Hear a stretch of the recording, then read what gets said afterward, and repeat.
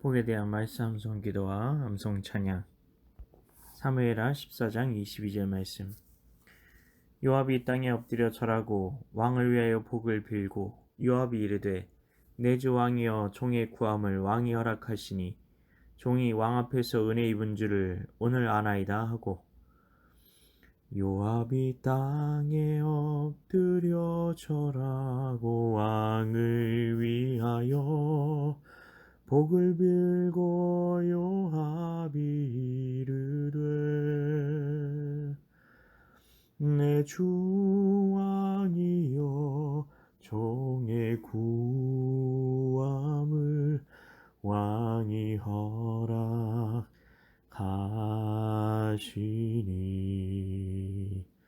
종이 왕 앞에서 은혜 입은 줄을 오늘 아나이다 하고, 요압이 땅에 엎드려 절하고 왕을 위하여 복을 빌고 요압이 이르되 내 주 왕이여 종의 구함을 왕이 허락하시니 종이 왕 앞에서 은혜 입은 줄을 오늘 아나이다 하고. 말씀 기도입니다. 하나님 아버지, 압살롬이 형 암논을 죽이고 외할아버지의 나라로 도망을 갑니다. 요압은 지금 다윗에게 압살롬을 데려오자고 간청을 하는 중입니다. 그는 왕에게 허락을 받고 기쁜 나머지 왕을 위하여 복을 빌기도 하고 압살롬을 데려오는 일이 왕에게 은혜를 입은 것이라고까지 말하기도 했습니다. 요압은 압살롬을 왜 그렇게 데려오고 싶었던 것이었으며, 요압이 왕에게 복을 비는 것이 가능했으며 그 효력은 어떠했을까요? 압살롬은 형 암논을 죽인 뒤 외할아버지였던 그술왕 달메의 나라로 피신합니다. 다윗은 3년 동안 아들 압살롬을 그리워했습니다. 아들이 너무 보고 싶었습니다. 이것을 곁에서 지켜본 요압은 왕의 마음을 헤아리고 압살롬을 데려오기 위해 움직입니다. 요압은 다윗의 배다른 여동생 스루야의 아들이었고, 요압의 형제는 아사엘과 아비새였습니다. 그들은 함께 다윗을 위해 싸웠습니다. 그는 자신의 동생 아사엘이 사울 가문의 군대 장관인 아브넬에게 죽임을 당하자 그 원수를 갚고자 아브넬을 유인해서 살해했습니다. 그 일로 다윗에게 책망과 저주를 받기도 했습니다. 왜 다윗은 그를 공개적으로 저주할 수밖에 없었을까요? 자신은 그 일에 책임이 없다는 것을 명확하게 해야 했기 때문입니다. 요압은 왕의 생각이 자기 생각과 크게 다르면 자기 마음대로 일을 처리했던 사람이었습니다. 그는 군대 장관이었기에 무서울 것이 없었기 때문입니다. 그는 여부스족의 성이었던 예루살렘을 쳐서 정복했고, 수리아, 에돔, 암몬 등을 공격하여 점령하는 등 나라의 안정을 위해 1등 공신으로서 역할을 잘 감당했습니다. 그리고 그는 암논과 다말의 일로 다윗과 압살롬의 관계가 소원했을 때 두 사람을 화해시키는 역할도 했던 것입니다. 그는 때때로 자기 판단에 따라 일을 하기도 했는데 이 일은 잘한 것이었습니다.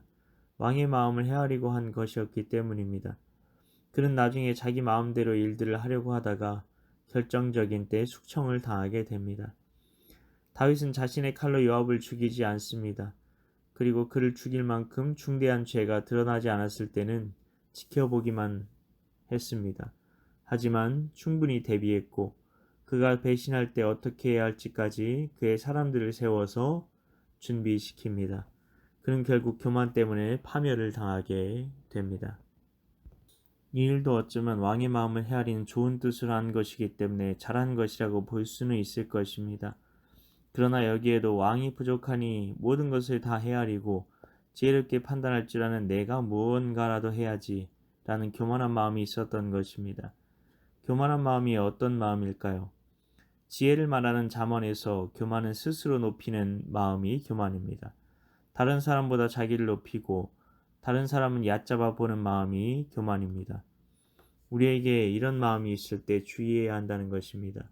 다른 사람을 얕잡아 보게 되고 내가 그 사람보다 더 낫다는 마음이 드는 순간 교만의 씨가 그 사람 마음에 심겨지는 것입니다. 교만은 누구에게나 찾아올 수 있습니다. 특히 권위자에 대해 이런 마음이 싹트기가 쉽습니다. 직장에서 아랫사람이라고 생각하는 사람들에게 이런 마음을 갖게 되는 경우는 많지 않기 때문입니다. 대부분의 사람들은 자기 직책을 가지고 그런 아랫사람들을 찍어 누릅니다. 반면 권위자에 대해서는 다릅니다. 권위자에 대해 우리는 그 권위자의 빈틈이 보이거나 부족한 점이 보이면 얕잡아 보고 그 사람보다 내가 낫다는 것을 다른 사람에게 보여주려는 말과 행동들을 하기 마련입니다. 우리 모두 그렇게 되기가 너무 쉽습니다. 권위자에게 꼰대, 갑질이란 말을 써가면서 자기와 같이 할 동료들을 만드는 것입니다. 요압도 아마 그렇게 하지 않았을까 싶습니다. 그러나 이것은 하나님의 방법이 아니었고 그는 교만 때문에 모든 것을 잃었습니다. 심지어 목숨까지도요. 그러면 겸손의 길로 걸어야 한다는 것인데 겸손한 것은 무엇일까요? 반대로 하면 되는 겁니다. 어둠과 반대로 걷는 길이 빛의 길입니다. 어쩌면 우리는 너무 쉽게 주님의 길로 갈 수 있는지도 모릅니다. 하나님을 모를 때 내가 살았던 방식과 정반대로 살아가면 그게 주님의 길인 경우가 많기 때문입니다. 다른 사람이 나보다 낫다고 생각하고 내 자신을 얕잡아 보는 것이 바로 겸손입니다. 내 자신을 얕잡아 본다는 것은 왠지 낮은 자존감을 뜻하는 것 같습니다. 그러나 그렇지 않습니다. 내 자신을 얕잡아 본다는 것은 나는 아무것도 아닙니다 라고 고백하는 것입니다. 주님의 생명이 없으면 나는 아무것도 아닙니다. 나는 빈 껍데기에 불과합니다 라고 고백하며 하나님에 대해 절대적으로 의존하는 삶을 사는 것을 말하는 것입니다. 이것이 바로 겸손입니다. 겸손은 그리스도 밖에서는 가질 수 없는 성품입니다. 겸손은 그리스도 안에서, 다시 말해 하나님을 왕으로 고백하며 왕이신 하나님 안에서 자신을 바라볼 때에야 비로소 가질 수 있는 성품이라는 것입니다. 요압에게는 그런 마음이 없었습니다. 그렇기 때문에 요압이 다윗을 축복한 것은 자신의 생각대로 되었기 때문에 한 것일 뿐 하나님과는 아무 상관없는 허공에 외치는 메아리와 같은 것이었습니다. 아버지, 우리가 겸손의 길로 걷길 원합니다. 교만은 패망의 선봉이라고 말씀하신 것을 기억합니다. 교만하면 망하는 지름길이란 뜻입니다. 다른 사람에 대해 높게 평가하고 자신은 하나님 밖에서 아무것도 아님을 고백하는 겸손의 길로 걷게 하소서. 하나님께서 우리에게 원하시는 것은 겸손하게 하나님과 동행하는 것이라고 말씀해 주신 미가서의 말씀을 기억하며 주님과 동행함에 있어서 가장 중요한 것은 겸손임을 기억하며 살게 하소서. 이를 위해 오늘도 말씀 암송 기도 암송 찬양 가운데 나아가오니 겸손하게 주님과 말씀으로 동행하는 오늘 하루를 살아가게 하여 주시옵소서. 복된 하루를 살게 하여 주시옵소서.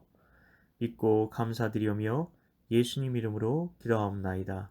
아멘.